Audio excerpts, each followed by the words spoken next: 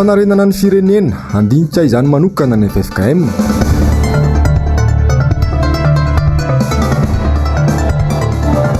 Postra malagasy amidy ny fanjakana kolaka hoy Serge Zafimahovo.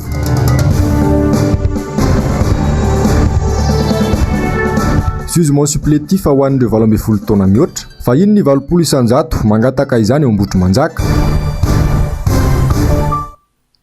Manatitra ny araba indray tompoko kilasy sy tompoko vavy tonga soa tanatin'ny fotoana ny fampahalalam-bavao. Manasanao mpanajana sy ampitiavana ny tenako anaraka izany hatramin'ny farany. Tsy afa-misaraka amin'ny fiangonana ny fanjakana malagasy na itsiny avy amin'ny FFKM androany, nilaza izany manoloana ny hoe laïcité de l'État tsy fanjakana laïka i Madagasikara hoy ny FFKM 0 Minjanahary Mathieu Prince. Zary ataon'ny mpitondra hosakana tsy ahafahan'ny fiangonana mijery ny mason'ny vahoaka ny resaka hoe laïcité de l'État hoy ny avy eo anivon'ny FFKM androany.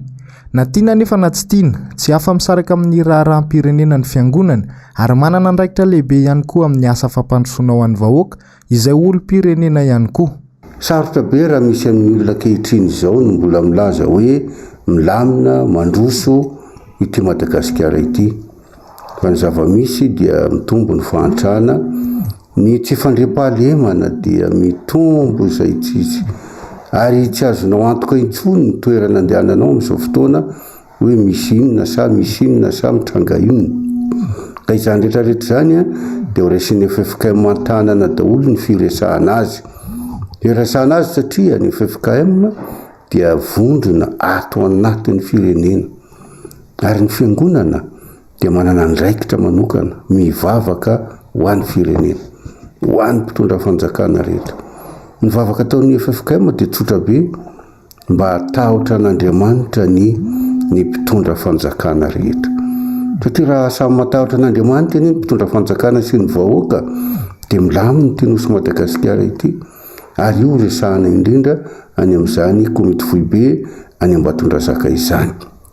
Na tiana na tsy tiana koa moa dia atao mpifidianana ny amin'ny herintaona dia tsy maintsy voaresaka koa izany hoe inona ary ny andraikitra entin'izao FFKM izao ny amin'izao taona miditra amin'izao tao mpifidianana izao. Izy vao mera manokana andinika ny andraikitra ho raisin'ny fiangonana amin'ny fanarenana ny firenena mandritra ny komity foibe ao Ambatondrazaka. Ka inona moa ny atao hoe asan'ny fiangonana? Fampandrosoana an'ireo vahoaka ireo. Ka raha ohatra ka izay no lazaina hoe laïcité de l'État tsy mahazo miditra amin'izany ny fiangonana dia mamperitreritra ihany. Mamperitreritra satria ny ampandrosoana an'ireo vahoaka ny fanjakana ireo io no andraikitry ny fiangonana. Ary inona moa ny ataon'ny fiangonana? Manokatra sekoly, fampianarana, manokatra fitsaboana, fahasalamana, manokatra fanabeazana. Iza no nanao an'izany? Tsy vita amin'ny fanjakana samirery izany. Fa ny fiangonana mihitsy no miditra an-tsehatra mikarakara amin'ny fampandrosoana an'ireny vahoaka ireny. Tsy vahoaka ny fanjakana irery io, fa vahoaka ny fiangonana koa io. Inona moa no mahadiso ny fiangonana Loterana Malagasy raha nanangana ny sekoloan'ny Marinina? Izy ihany manana an'izany eto Madagasikara. Inona mahadiso ny fiangonana Loterana Malagasy raha nanangana ny sekoloan'ny Jamba?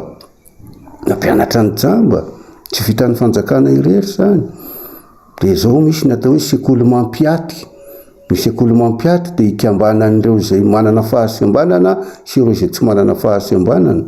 Dia asaina miara-mianatra ao mba hampitomboana an'izany atao hoe fampandrosoana ny vahoaka izany. Ka raha toa ka laïcité de l'État no entina ka ilazana fa tsy mikarakara ny vahoaka ny fiangonana dia sarotra izany. Ary ny fanjakana koa ny sika ny malagasy tsy fantatra hoe laïcité de l'État hoana moa, fa ity dia averiko hatrany fa ny mpitondra fanjakana rehetra rehefa ikabary andray fitenenana dia miteny io misaotra an'Andriamanitra. Zay ny voalohany indrindra. Arakarak'izay Andriamanitra io, any tsy idirantsika ny adihevitra ny Andriamanitra niza sa Andriamanitra niza, fa ny tinambara fotsiny dia hoe tsy laika zany ny firenena malagasy. Ny komity foibe no ifampidinika saingy ny zanaky ny FFKM rehetra no anatanteraka ny fehi-kevitra ho raisina ho hiatrany ny fanazavana. Notsindriana manokana ihany koa no mahakasika ny antso izay efa nataon'izy ireo teto anivon'ny firenena. Eo amin'izay vaovao ny finoana izay hatrany ho tanteraina manomboka amin'ny herinandro avy io ao amin'ny centre Victoire Rasomanarivo ao amin'ny renivohitra loatra ny komity foibe ataona 2024 ho an'ny FFKM solotena roa isaky ny faritany FFKM no hiatrika izany fiaonana izany zero menomenjanahary Mateo Prinsiatra. Ny 1 Novambra ny fahatongavan'ireo mpisaika, ny 2 ka hatramin'ny 4 no anatanterahana ny komity foibe FFKM faha-720. Akoatra ny jeritodika sy ny asa vitan'ny FFKM foibe nandritry ny taona, dia eo ihany koa ny fandiniana ny raharaham-pirenena. Ny komity foibe dia tanterahina isan-taona eo amin'ny volana Novambra eo isan-taona. Ny zaikabe isaky ny 4 taona. Ka ny amin'ity taona ity zany dia komity foibe no tanterahana no vaova ny toerana any Ambatondrazaka amin'izao manomboka ny 20 ka hatramin'ny 4 Novambra ho avy izao. Ao amin'ny centre Victoire Rasomanarivo ao Ambatondrazaka no anaovana ny fivoriana sy ny toeran'ny plasy rehetra. Inona moa ny atao amin'ny komity foibe? Mandinika ny asan'ny FFKM ao anatin'ny taona lasa sy mijery ny amin'ny taona ho avy. Izay no tena asa fototra ny amin'ny atao hoe komity foibe. Fa ny mampiavaka azy ny amin'ity taona ity dia misy ilay fanambarana nataon'ny FFKM tamin'ny 12 Jolay.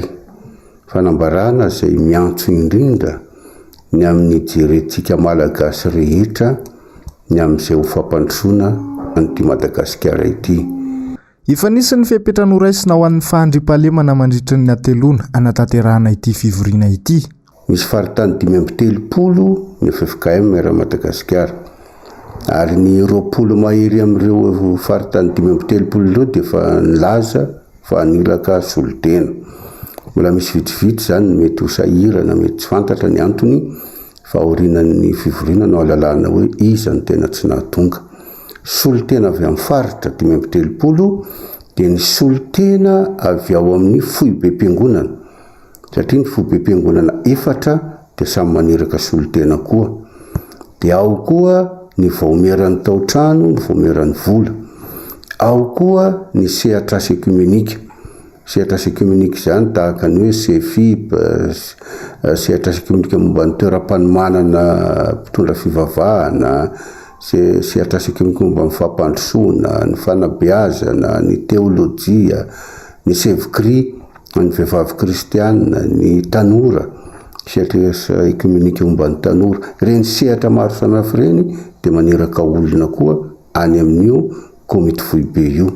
Eo amin'ny 100 eo zany nisan'ny olona mivory, ary mahafinaritra dia efa misy fifampiresahana amin'ny solotena-panjakana moa, amin'ny fitandrona ny filaminana, ny fandriam-pahalemana na eny an-dalana moa zany, na mandritra ny fivoriana izay ataony Ambatondrazaka dia efa mipetrapetraka daholo zany fifampiresahana sy zany fifandaminana izany. Mandritra izany ihany koa no anapahana ny toerana izay anatanterahana ny komity foibe amin'ny taona ho avy. Isaky ny volana Novambra toy izao moa ny fotoana anaovana izany isan-taona raha ny fanazavana ihany. Vaovao manodidina ny fifidianana kosa indray mampiayay amin'ny fanoherana ny fikasan'ny fanjakana malagasy anao ny jugement supplétif indrindra fa manakaiky ny fifidianana ary ao anatin'ny fotoana fanantanteraina ny fanavozana manontolo ny lisitry mifidy eto Madagasikara. Etsy Ambotrimanjaka ohatra saika vahiny hanomanao izay jugement supplétif izay raha ny vaovao teo anivon'ny commune Ravorazafy Mahenina Tahirinena. Yazaka izany fanjakana nanao jugement supplétif hatramin'ny olona 3 tapitrisa mialohan'ny fifidianana 20 sy 2024 fandikan-dalàna fanodikodinana ny lisym-pifidianana ary fampiasana karapanondro osoka no andikany maro izany. Eo ihany koa ny fanomezana ny fanontany ireo karapanondrom-pirenena sasany ho ana orinasa tsy miankina amin'ny fanjakana. Hatramin'ny pahalalàna iraisam-pirenena no lobava fa tokony foanana aloha ny fanaovana ny jugement supplétif raha tiana angarara ny fifidianana ho avy. Ny fanjakana raha teo mahasamanotona vola hatramin'ny 40 miliara ariary ho fanenjehana ny isa 3 tapitrisa Inona no antony? Atao inona avokoa ireo telo tapitrisa ireo? Efa rehefa eo ambenombeny fa manao izay fomba rehetra hitazomana ny fahefana fandroan'ny fitondram-panjakana ankehitriny. Misy amin'ireo solombavamboaka mpanaratiany mpitondra aza no miditra an-tsehatra natanterahana izany atao ny fanendrena sefy fokontany.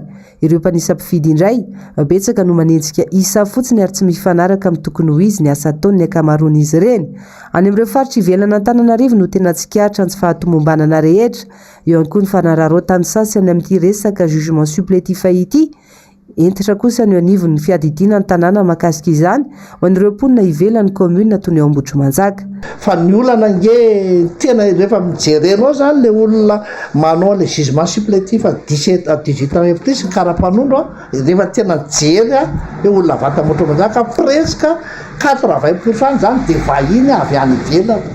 Tena vahiny avy any ivelany. Io zany tsy fantatra hoe satria izy mampirapirina Ambohitrimanjaka tsy fantatra fotsiny hoe tena tsy manana mihitsy ve izy sakamoaka le original le avany an-tanàna Nivy. Fa io koa zany moa zany tsika manao refontinalism-pividianana ilaina ina moa livrable voalohany numéro 1 le karapanon de tsy maintsy anao fa fanaraha-maso za manao entitra fotsiny misy le representanao isaky ny fokotany na tena zay mihitsy na hoe samy manara-maso. Tontosandro ato amin'ny commune Ambohitrimanjaka ny fanolorana ireo fitaovana ikojagojana lalankely. Mbola anisan'ny foto-javatra tsy takian'ny mponina ihany koa ny fanampiana ireo tetikasa ho an'ny rano fidiovana sy ny fahazoana rano fisotro madio. Ao anatin'ny tamberina andraikitra ataon'ny commune kosa ny fanamboarana ireo lalana mampitony fokontany 520 ao anatin'ny commune. Lafomba vao ahafantateraka kosa indray dia zava-doza tsy fampiseho masoandro no nitranga atao Morondava ny 9 Novambra lasa teo. Tovolahy kely enitaona no maty na olana teratany vahiny androany vao nigado anatany Morondava ny Filomary Karavalomanana dia tsy nandry ny sainy raha tsy nitondra ny teny fampiononana sy fankahirizana ho an'ny fianakaviana sy ny ray aman-drenio zazalahy kely matio. Asina Andriamalala sy manofo Randriamalala. Tsy natombotsiraka ary tsy nalala avizanana ny Filomary Karavalomanana fa vao nigadona teto Morondava dia nitady ny trano fonena ny ray aman-dren'ny Fleuris ilay zazalahy kely 7 taona maty na olana ny teratany vahiny tao amina trano fandraisam-bahiny iray teto Morondava. Amin'ny marain'ny malagasy rehetra ny Filomary Karavalomanana dia nitondra teny fampiononana ho an'ireo fianakaviany maty ny tenany androany hariva. Zanaka iomboniny ireny tena mahasarotiny dia mahasarotina antsika ray aman-dreny satria iny ny kilazana iny no niretantsika hatramin'izay kanjo dia nitosy ho fahafatesana no nitreketraka ny sasany. Izany dia tena mafy tokoa raha mafy izany hoe mandevin-janaka izany.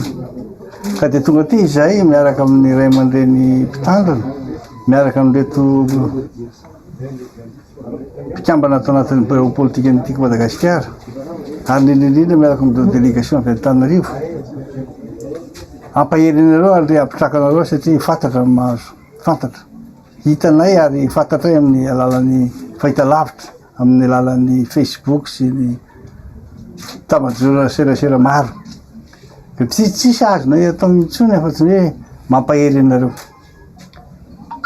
maiza mionona fa dia izay ny anjara ary rahantsika malala fa Andriamanitra no tompony aina ka raha misy olona nakany ainy Andriamanitra mahay mitsara an'izany mahafantatra ny tokony ataony izy ka dia mino aho fa malala tsara an'izany nareo mahafantatra tsara ny tokony atao ary hay ampahery sy ampitony an'ireo fianakaviana tonga ampahery anareo na tonga avana eto ary aza matavatra anareo fa dia tena momba sy miaranareo mandrakariva Andriamanitra ary zahay koa dia tsy jerenareo fotsiny fa raha misy mbola azonay atao mba ahitantsika marina dia tsy maintsy ataontsika izay tana marina sy afantarana ny rariny.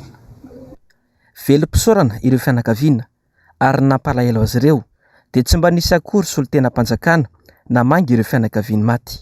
Ny fanjakana tsy nahatsiaro an'izao fahoriana izao matoa anao tonga atiky dia ny avy tsy nanadino tsy tonga dia ny andehany amin'ny restaurant na aiza fa tonga dia aty nidodody taminay taty saotra dada mankasitraka faly zahay fianakavia tena faly fa manana anareo izay nidodidody miaraka amin'ny atiky dia misaotra betsaka tsy ho voavalinay zao fa Andriamanitra ao ambony no amarin'izay rehetra vitanareo aminay. Zao fitodododoanareo zao dia efa mahafaly anay fianakaviana. Faly zay dada, faly misaotra betsaka.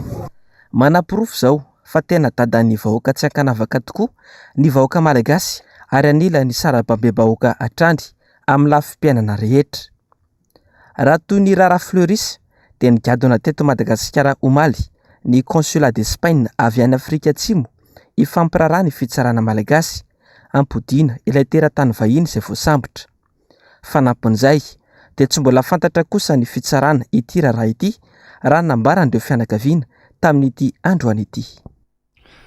Pejin'ny toe-karena kosa indray fivarotana tanindrazana ho ny mpahay toe-karena Serge Zafimahova ny fikasan'ny fanjakana hametraka banky vaovao indray eto Madagasikara tsy mifanaraka amin'ny olana trehan'ny toe-karena malagasy mihitsy ny paikady-panarena nataon'ny fanjakana hoy izy fivarotana kolaka indray ny postra malagasy izany ho ihany nambarany Azero Menjanahary Tahirinena.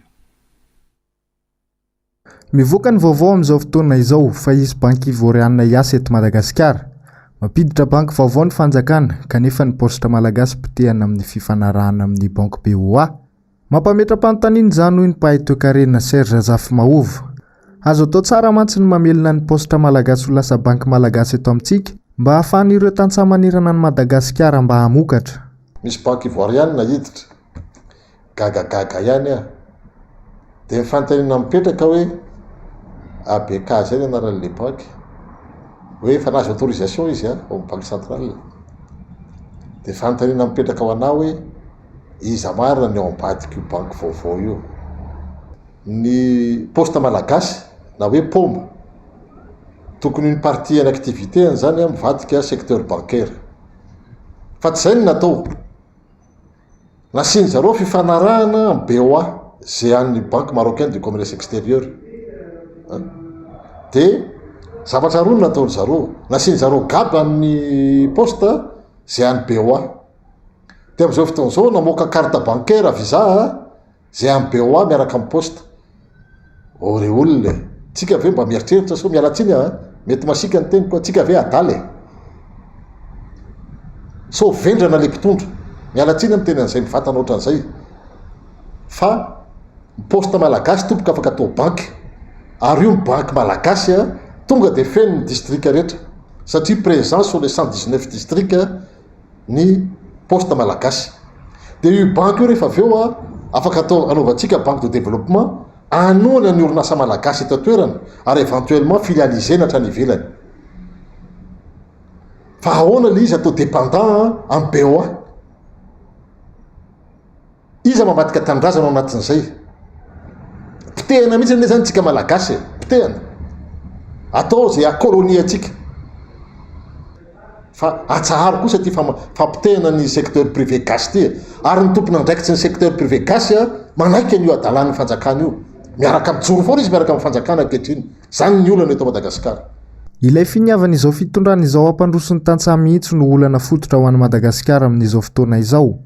Tsy antenaina mihitsy nisy ny fivoaran'ny fiainan'ny malagasy mifamadika tanteraka mantsy ny olana fototra sy ny vahaolana hoentin'ny fanjakana ho an'ny toe-karena eto Madagasikara.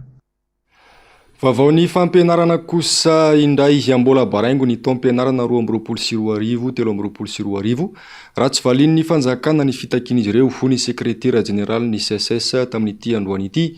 Io maraina io dia nanantanteraka fivoriana ara-potoana teny Akatso ny sapan'ny CSS ivononandreo sendikany mpampianatra mpikaroka sy mpikaroka mpampianatra sampana Antananarivo.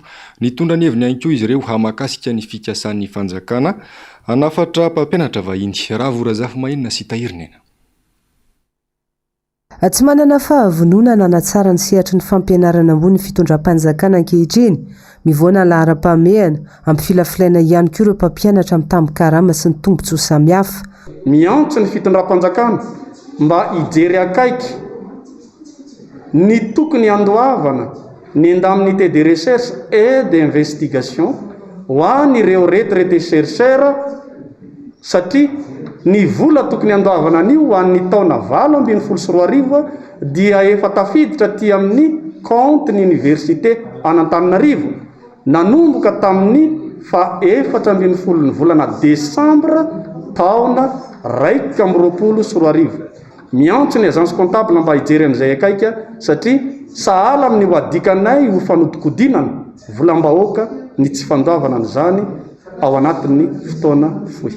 Midiky izany fa sahala amin'ny tsy misy ny fampianarana izay ataony mpampianatra sasantsasany eny anivon'ny université raha toka mety mahita an'izany satria mitaky ny CSS tsy ny sampanantananarivo ihany fa ny manerana ny nosy fa arakaraky ny fanemorana ny fidirana eo no tsy maintsy anapahany copriesy ihany koa ny fanemorana ny famaranana ny taom-pianarana. Mahatsiaro ny zanakiala hafa ny mpampianatra iny anivony anjerimanontolo raha tsy resaka fa tsy ny tedi-polo atokana ho azy ireo. Io ihany koa ny fanaovana tsinitsiny ireo manam-pahaizana malagasy makasika ny fikasan'ny fanjakana nafatra mpampianatra vahiny. Fa zary lasa natao ankilabao sy no heverina ho tsinitsinina ny fampianarana ambaratonga ambony sy ny fikarohana ara-tsiansy satria raha misy ministera mahazo arivo no mihoatra tamin'ny poste budgétaire ny an'ny mpampianatra pikaroka sy ny pikaroka mpampianatra kosa miaraka amin'ireo mpandraharaha izay ao anatiny mesy presse dia tsy misy afa-tsy 200 monja. Mitaraina amin'izany izahay mba ho jerenakaiky satria 3,000 be izao ny filana ho an'ny mpampianatra pikaroka sy ny pikaroka mpampianatra maty ihany manam-pahaizana amin'izany mahafeno diplôma ilaina fa tsy hoe akory ingénieur agronome mafarana avy any an-dafy satria tsy tafiditra ao anatin'ny critère akory zany raha mijery ny lalàna mifeny mpampianatra pikaroka sy ny pikaroka mpampianatra. Tsy mahazo miditra amin'ny université zany olona ingénieur agronome zany raha ny ampianatra aty. Mampomele izy satria raha nafatra mpampianatra anankiray ianao coopérant ampianatra aty Madagasikara dia karamana fonctionnaire vahiny no anakaramana nireny olona reny. Raha ampitahaina nefany efa mahavita karamana mpampianatra pikaroka sy pikaroka mpampianatra firy zany raha toka misy ny fahavononana.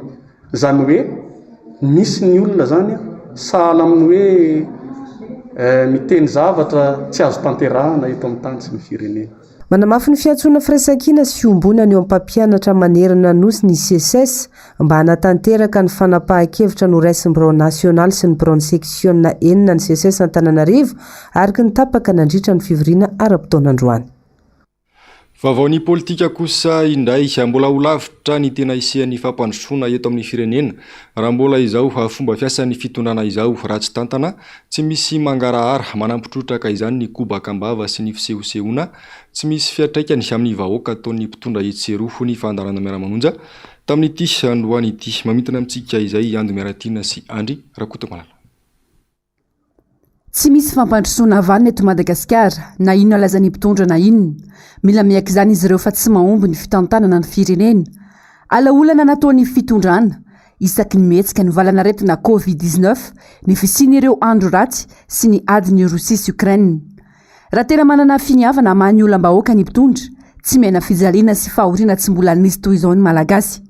Lasa kilalaon-jasa ny fitantanana ny firenena miala fampanantenana pokaty sy fampiasona ny isan'andro raha malagasy. Ambatsika zany la hoe fantasmagorie sy lay démagogie resahan'ny la gazette de la grande île dia azo finosina amin'ny hoe oeraoera sy dedaka mibetsaka ao anatin'le izy. Mampanofnofy, mampandrevirevy olona fa tsy mitondra makaiza akory. Ty latabatra tsisy nininy ty zany le Madagasikara mivatandrareo amin'ny fisainan'zareo aozy zare amin'ny fisainan'zareo zay tiantsika teneny zay. Fa rehefa misainana malagasy tena misainana izy de zao efa nisy nanao zavatra teo. Fa nambanibanina le nanao zavatra, nanao tsinitsiniavina le nanao zavatra dia nipotipotehana an'le zavatra nataon'le teo aloha, nafokafokaina. Asa nahinjareo ny dikan'izay nafokafokaina zay. Tonga amin'ny irandramora favoreny kotina tsy misy zay resoldisy nataon'le teo aloha. Tery zareo zany tonga aviana de ohatriny hoe izy lay mesy vaovao de nitondra zavatra vaovao. Raha zany mako le fomba fijerin-zareo de hoe efa nisy Dubai Madagasikara. Dubai ane tanàna tsy nisy tanàna foana no namboarina ho nisy tanàna de nahazona ny Dubai io. la mibala efenana le fitondram-panjakana le mpitondra nefa de zavatra marobe ny nampanantenainy de tonga hatramina montage na profesia fa aminanina hafa mihitsy ny amin'ny hoe izoana avy amin'ny Brésil, Madagasikara no fanefitra fanasitranana n'izao tontolo zao, Madagasikara ny hitondra famonjena n'izao tontolo zao, tena tany sambatra tena zao Madagasikara, zany ane mariny fa tsisy miteny mihitsy hoe amin'ity fitondrana hafahafa ty zany. Nitondra ny fomba fijery ny manoloana ny fitantanana ny tanàna n'Antananarivo ny solombavam-bahoaka Stanislas Randrianarsoa. Enatra ariva fambaraka tanteraka ao an'ireo tanan-dehibe mitovy amin'ny Antananarivo amin'izao fotoana izao. Fako misavovona, fitohanana ny fifamoivoizana sisa no lasa haingony tanàna sy tena mampiavaka ary amantarana azy. Mampametra-panontaniana ho izy ny fomba fikajiana sy fitantanam-bola ny komina raha izao ny zava-misy. De zao verangady amboarariny.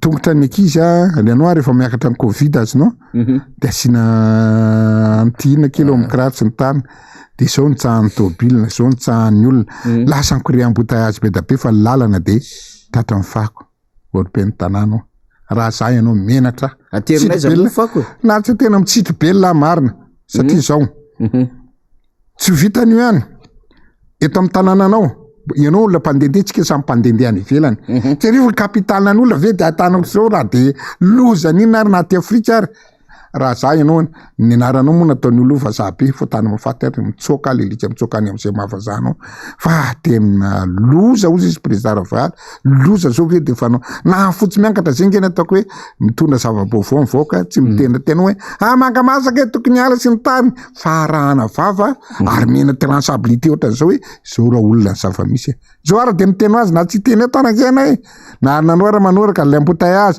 loto fo de mbo eritrereto ny fahasalaman'ny olona manodidina eo taonao inona ty vola be da be le nalaina ngitrana teny ankinapo sa atao inona io no ampiakarana vola mbo manontany antsika fampanontany izy vola io ataonao inona io tsy ampiasana anaovana ny lalana amina miliara de ampiakarana de io mbola ohatra le io faky be da be io ihany le olona tompoka fa tena mampalahelo nona de tsy misaina anao very mera vazaha be mbola tataovanao tena 800% ngena tokony etude zaho atsaka ny misy eo amin'ny 600% ny hosiny nampiakarana n'io etratrano za miverangady de rariny de anaika za mivetsika malagasy za tsy manao aza mandoa na tsy mandoa fa tena njaratsika mieritreritra asena fiapetra kosa zany e. Any amin'ny malagasy isam-batan'olona ny mbolina amin'ny famaritana ny hoaviny mitaky fijoroany rehetra ny zava-misy ankehitriny raha te hiala ao anatin'izao fahoriana lalipaka iana ny rehetra izao. Fa toy ny vavao hamakasika ny raharaha famonoana ny rabe manantsoa Andriatinana na Itsoa tao amin'ny tarika VSF olona 5 no nahiditra ponja Vonjomaika atao arian'ny fiakarana fampanoavana omaly ny efatra iny amin'ny fonjana Tanimora nalefa eny Etsefavy hatrany kosa ny iray mbola nahazo fandrahonana tamin'ireo voapanga ny fianakaviana ka milaza ny ametraka fitorinany Atsipry anzay eo amin'ny sary ny Mateo Prince. Olona 5 no nahiditra ponja Vonjomaika ny iray eny Etsefa ary ny efatra eny amin'ny fonjana Tanimora. Io no vokatry ny famotorana nataon'ny fampanoavana teny anivon'ny fitsarana omaly makasika ny raharaha namonoana ny tsofa atao amin'ny tarika VSF. Ny haiko ny eloka vita ny sasany tamin'ireo voapanga ireo raha ny fanazavana nentin'ny mpisolovava ny fianakavian-tsoa. Azo lazaina ho nahafa-po aloha hatreto ny fanapa-kevitra noraisy ny fitsarana ho ihany ny fianakaviana. Mbola nahazo fandrahonana tamin'ireo voapanga kosa nefa izy ireo raha ny fanazavana. Nisy ny fandrahonana satria mbola misy ankono olona ho tadiavina fa mbola misy ny tsika. De ny fandrahonana moa zany tompoko mandeha eny fa izahay amanantena atsika rehetrarehetra fa raha ohatra ka misy ny zavatra mitranga de tsy maintsy miampitaina aminareo. Zay ametraka plainte zay satria matoa ny olona mahavita mamono feno abibiana ohatr'ireny de mily zay zany mba mitandrina ny tenanay. Nanamafy ny fianakaviana androany fa tena sakaizany tokoa io vehivavy na vita namono azy io. Asarota-piardista fa ohatra siha tsy fifampitokisana arabola no voalaza fa antony. Ao anatin'ny tsy fahasalamana ihany koa ny Raintsoa amin'izao fotoana izao ary tsy mbola nampafantary ny fianakaviana azy ny fahafatesan-janany raha ny fanazavana trany. Raha tsy ahivina ny zavan-tranga novonona tamin'ny fomba feno bebiana teny Ambohimanarivo ny 7 Novambra lasa teo Itsoa. Von'olona efa nomanina satria amody nosaromana tao anaty lozam-pifamoivoizana kanefa nahitana tsatokantsy maro ateo amin'ny vatany rehefa nozahana ny razana. Ny 12 Janoary 2024 no fantatra fa iverina hiakatra iny anivon'ny fitsarana ny raharaha.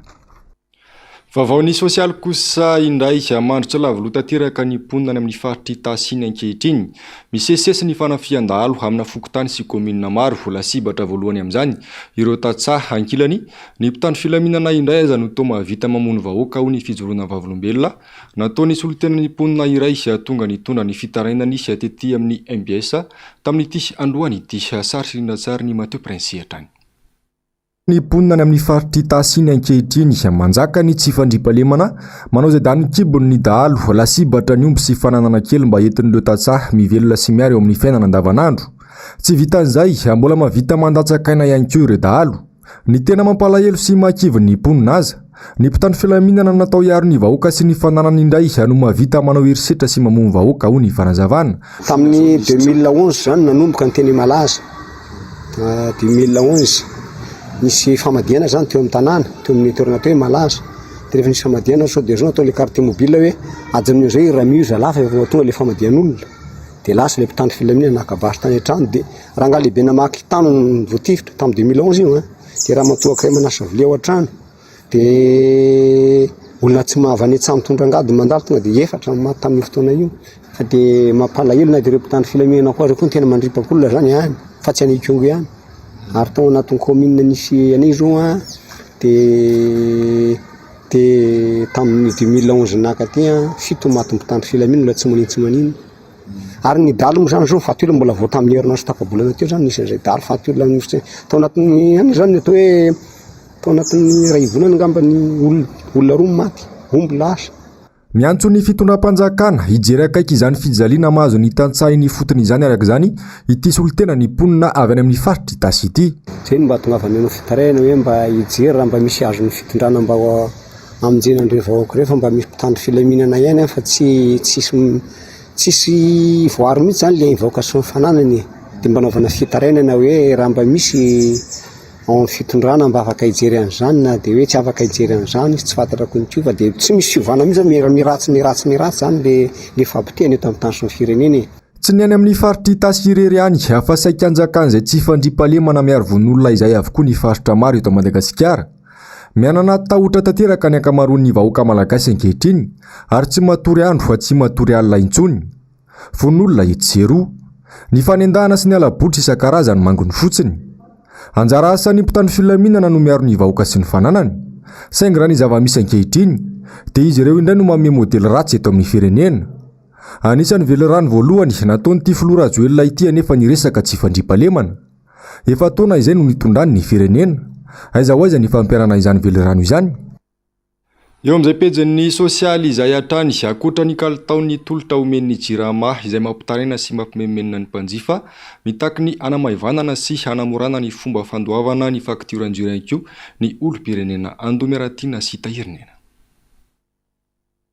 Antsasakadiny rakely indrindra ny fotoana lan'ny olona iray rehefa handoa faktiran-jiro. Very fotoana ny ankamaroan'ny mpanjifa manoloan'izany indrindra amin'izao rotorotom-piainana izao. Mila moraina sy tediavana vahaolana makasika izany hoy ny olon-tsotra. Misy ny fomba fandoavana jiro amin'ny alalan'ny finday kanefa mametraka aiay ho an'ny mpanjifa izany raha ny fanazavana. Tsy tokony atao ambany zavatra ihany koa ny fanatsarana ny tolotra sy ny kalitaon'ny asa omen'ny jirama ny mpanjifa. Ampy izay ny famparantenana pôkaty isaky ny metsika sy ny arasafay ataon'ny jirama rehefa misy tsy mety. Satria amin'izao le fotoana vonjivonjena amin'ny fiainana amin'ny asarotra zany vonjena amin'ity vonjena hoe isaky ny hoe andoha volan'ny jirama hoe ilahatra na ny zavatra hoe ohatra fotsiny hoe anatitra ny zanakao hianatra ianao nefa mbola anatitra enje tsy tena manepitra le milahatra. Ohatrany hoe misalasala zany hoe indraindray tena mantsy zao nisy fotoana hoe nandefasan'ny zareo taratasy hoe nisy tsy voalony efa tamin'ny roa taona lasa ohatr'izany dia izay zany ny atahoranay dia aleolay mandeha niany tena tsy normal tapatapaka foana tena tapaka foana dia nay zao ety tena isan'andro mihitsy fa tsy mba vetivety ny jiro fa ela be mihitsy foana traikany satria ilay izy hariva tapaka dia izay raha tokony hoe amin'ny 5 alina vao midy lasa midy amin'ny 7. Ilay zany fandoavana jiro sy ny rano dia mbola milahatra aloha tena marina.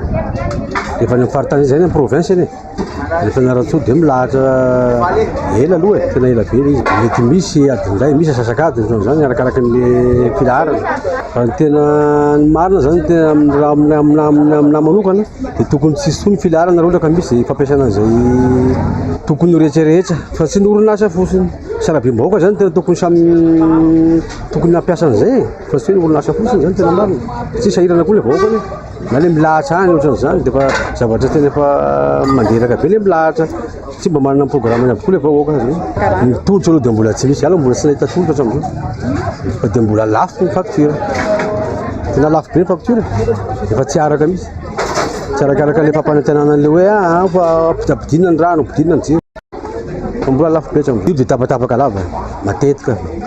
Araka ny fampahafantarana nataony Jirama dia miova ny fomba fandoavana ny faktura ho an'ireo orinasa hiara-ny TVA, izany hoe ireo orinasa miorina ara-dalàna mandoa etra-panjakana.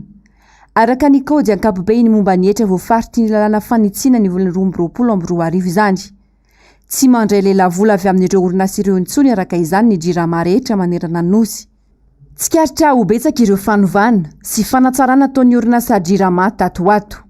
Tsy misy fiovana akory anefa fa teo ihany ny teo raha ny zava-misy ianany rehetra ankehitriny. Hatramin'izao, efa lasa tandra vadikotitra amin'ny vahoaka ny fahatapahan-jiro matetika loatra, eo ihany koa ny olan'ny famatsiana rano. Ny faktura nefa midangana hatrany rehefa tonga any amin'ny mpanjifa. Mampiseho ireo rehetra ireo fa ratsy ny fitantarany ity orinasa mpanjakana ity, izay mitaky vahaolana aingana tsy apotika tanteraka azy, indrindra tsy ampitombo ny fahorian'ny malagasy momba ny jiro sy rano.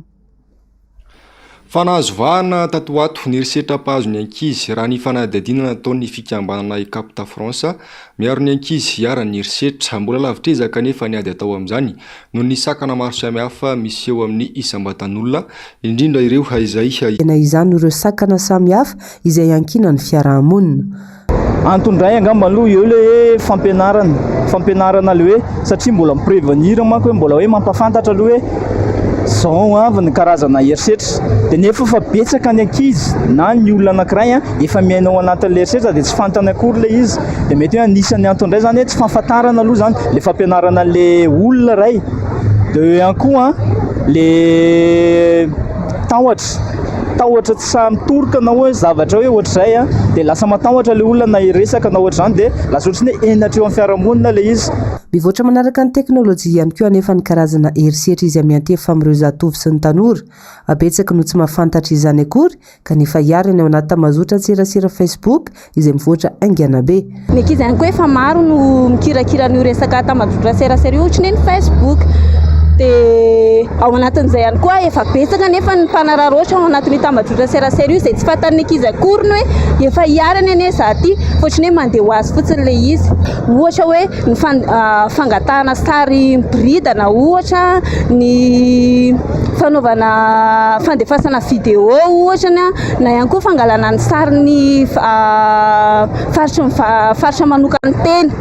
Olonanjato no raisiny ity fikambanany ity antanana eto amintsika ka ireo niarany erisetra ara-pananana mirona ny fivarotantena no tena voakasika amin'izany.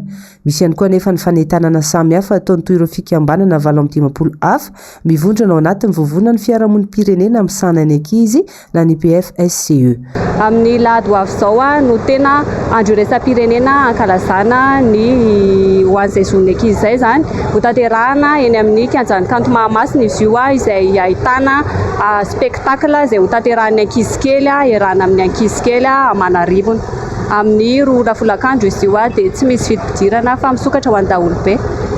Taon'ny plateforme de la société civile pour l'enfance dia misy fikambanana izay misehatra manokana indrindra momba ny violence sexuelle dia misy ny fanentanana izay ataon'izy ireo sy fisintomana lakolosy amin'ireo tompon'andraikitra maro samihafa izay tokony andraikitra zany manoloana an'ireny trangana erisetra ara-nofo izay miatra amin'ny ankizy kely ireny. Ny sokatra manomboka androany araharitra hatramin'ny alahady ho avy izao ny hetsika fankalazana ny andro iraisam-pirenena ho an'izony ankizy. Tsy ny erisetra amin'ny endriny maro ihany no voaresaka ao anatin'izany afa saika ireo tranga mahazo ny ankizy eny anivon'ny fiarahamonina. Anisan'ireo manana olana amin'ny fitsarana ireo tsy misy pia ary ny manana fahasembanana. Ijanio amin'izay pejin'ny sosialy izay hatrany isika anisany afantarana ny komina Ampany ny famokarana tapis moaire potika tanteraka nefa ity sy ampiarina ity amin'izao fotoana izao noho ny entany zara raha misy ny akora fototra satria tsy mamokatra volo intsony ny osy ajetsika miray Ravirazafa Mahenina tahiriny aina. Raha vao miresaka hoe Ampany dia tonga tsaina vetrany hoe tapis moaire nanana trano famokarana izany mihitsy teto an-toerana. Saingy voatery nijanona noho tsy fampiany akora fototra dia ny volon'osy izany. Karakaina ny tany, efa 3 taona izao zara raha nisorana ao anatiny iray volana. Araka izany, dia zara raha misy ihany koa raha mamokatra tapis moaire eto Ampany, toa ny Hortense, tsy misy asa tao afa-tsy ity anefa.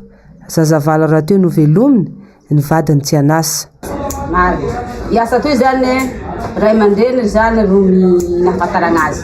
Satria zahay laha miteza zahay izay airegny baka mianatsy dia lafa miroro le zaza le mipetraka aty zahay amin'ireo le mianatsy.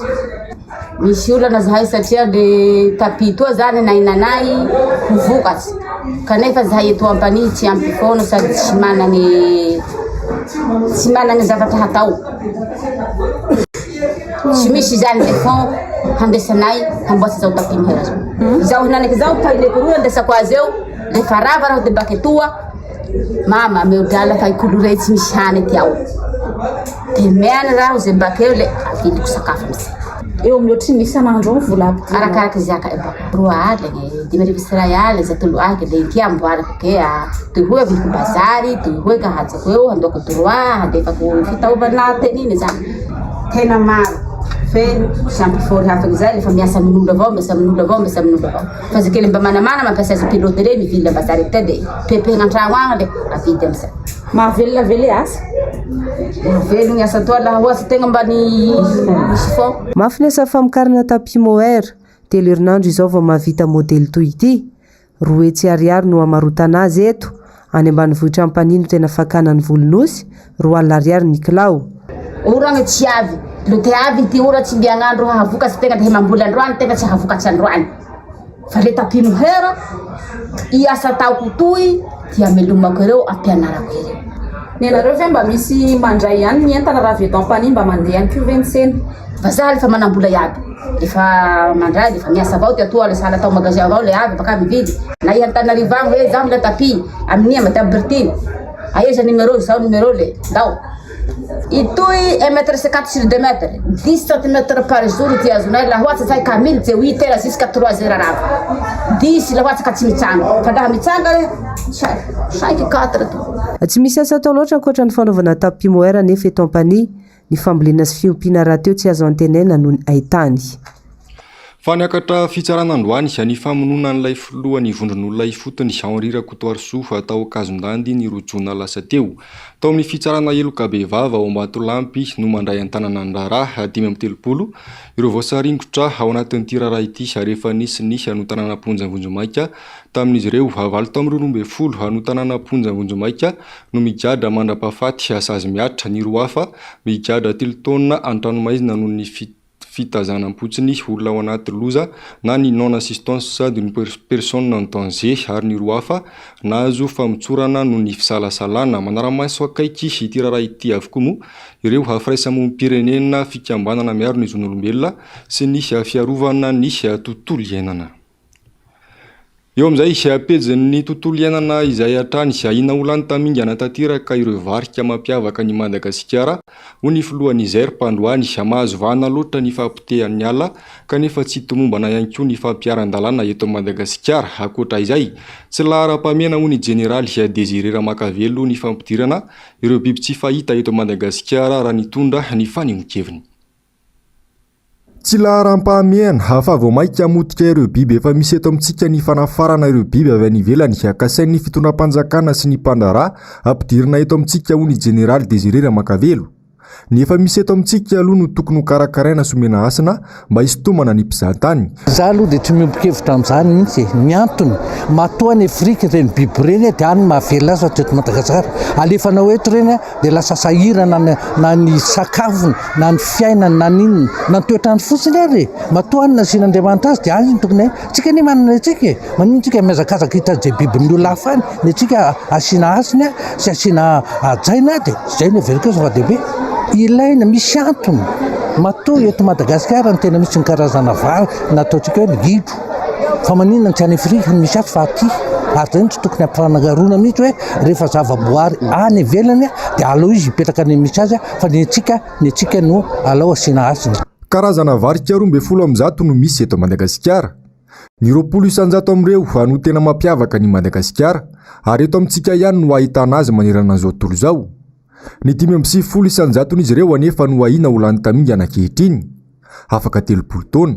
Tsy ho hita eto Madagasikara intsony ny varika raha mitoy izao fampitehan'ny tontolo iainana sy ny fandrimpahana ala eto amintsika izao. Raha mitoy izao azakazaka ny fampitehan'ny tontolo iainana izao dia tsy misy ala intsony eto Madagasikara, ala voajanahary. Ny dikan'izany tsy misy varika intsony. Inona nahatonga mpizahatany eto Madagasikara? Ijery inona? Misy varika any any Amerika, misy varika any any Europe fa tonga dia Madagasikara izy fa te hitan'izy ireo aty amin'ny toerana voajanahary misy azy izy. Ary zany tokony zava-dehibe ny fahafantarantsika an'le izy ary manamafy manao teny général teo hoe ireo biby any Afrika ireo tsy natao teto Madagasikara rehefa mampiditra zavatra tsy eto ianao miteraka fanakorotana an'izay na ny sakafony na ireo biby ireo lasa tanjaka ary efa misy zany ny voalavo ohatra ny voalavo tsy biby teto amintsika fa lasa ny voalavo dolodolo zao ny toerana rehetra izy miteraka malaky izy na ty toerana efa potika ty ary azo nipetrahana le biby endemika le votsitra indray zao matahorana ho lany tamingana.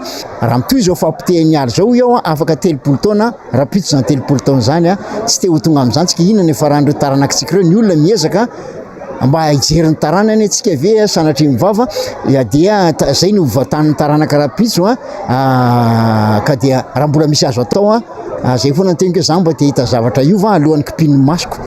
Anisan'ny lesoka mampirongatra ny fanimbana ny tontolo iainana eto amintsika ny tsy fampiaran-dalàna ho an'ireo izay minimanao izany ho ihany ny filohan'ny ZERP. Mila mafisina ihany koa ny fanentanana ireo mponina ny fotony ho fanajana izany tontolo iainana izany. Misy le lalàna fa tsy natao mpiarina rehefa tsy natao mpiarina dia mitovy tsy misy ihany. Za tsy miteny hoe tsy maintsy lalàna sy ny fanasaziana foana. Beazina ny olona ary ataonainy zany efa tsy hoe manasazy olona fotsiny sarotra be miaro an'izany tontolo iainana raha mbola nona ny olona ary zay le hoe ny zavatra ataon'ny tena ankehitriny dia sady manatsara ny velo-tenan'le mponina. Zay zao maro miza matony tonga amin'ny hoe 10 taona 9 taona tsisy doro-tanety mihitsy tsisy fanaovana saribao satria le vondron'olona fotony dia efa tonga saina ary miara-miasa aminay ary hitanao fa mivoatra ny fomba fiainana. Raha mety zany eo maro miza inona tsy hetezana zany amin'ny faritra hafa eto Madagasikara. Nanatanteraka atrikasa sy fizarana fahalalana ho an'ireo mpianatra sy tanora tetsy amin'ny Université FJKM Maraviljonne nandroany ny ZERP na ny groupe d'études et de recherche sur les primates de Madagascar izay notarian'ny filohan'ny professeur Jonara Tsimbazafy. Ny tanora tokoa mantso no avy ny firenena ho ny fanazavana ka rarony loatra ara-den'izao dia ampahafantarina azy ireo ny arena misy sy ny mampiavaka ny Madagasikara. Tanjona ny fampandraisana anjaran'ny tanora ho fitandrona izany. Ka iraisan'ny pirenena ny lavolefona ny antoko demokraty atao arian'ny farisena nandritra ny fifidianana antenatena mpitao-pitondrana natao atao États-Unis afantatra fa tsy rotsaka ho fidiana ho filohan'ny antenimira intsony Nancy Pelosi raha ny fanambarana natao no maly sy avitra sy olon-dehibe eo amin'ny sarin'ny France 24 narindrany Andry Rakotomalala. Washington, Chambre des représentants. Nancy Pelosi, troisième personnage de l'État. Nanao fanambarany Nancy Pelosi ny alakamisy teo fa tsy rotsaka ho filohan'ny antenimira taorian'ny faharesen'ny demokrata tamin'ny fifidianana tena mpitondrana tao États-Unis. Nilaza ity mpanao politika 2 taona ity fa leo an'ny vao misondrotra indray ny fitantanana. Nilaza koa izy fa hijanona ho mpanao politika sy olom-boafidy ao California ihany. Maro ireo mpanao politika nisaotra azy noho ny zava-bitany teo amin'ny tantaran'ny États-Unis. Tao i Joe Biden izay nanome voninahitra azy avy hatrany ary nanamafy sy nisokajy an'i Nancy Pelosi ho mpiaro ny demokrasia. Nitondra ny teny fisaorany ihany koa Hakeem Jeffries voafidy tao New York rehefa andimby azy amin'ny toerany. Misaotra tamin'ny zavatra rehetra noentinao ho an'ny États-Unis ho hiatrany nambarany. I Nancy Pelosi no olo malaza fahatelo amin'ny fanjakana Amerikanina ankehitriny. Noho ny fahasahinana nohatra ny filoha teo aloha Donald Trump nandritra ny fitantanan'ny Maison Blanche.